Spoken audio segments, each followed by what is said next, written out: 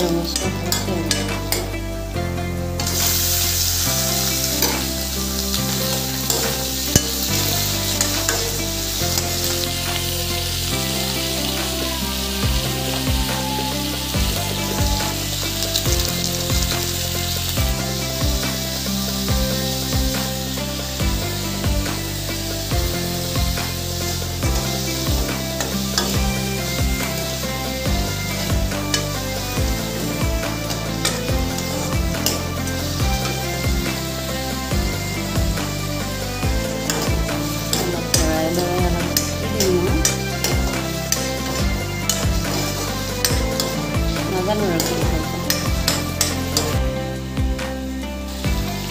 আলু দি দিছোঁ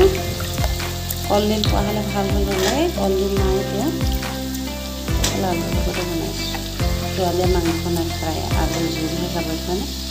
আলুখিনি অলপ ভিজিছে আৰু পানী অলপ গৰম কৰি ৰাখিছোঁ দিব লাগিব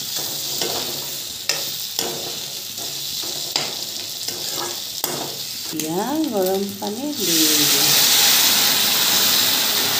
আলু সম্পূৰ্ণ সিজিবলৈকে সময় লাগিব নহয়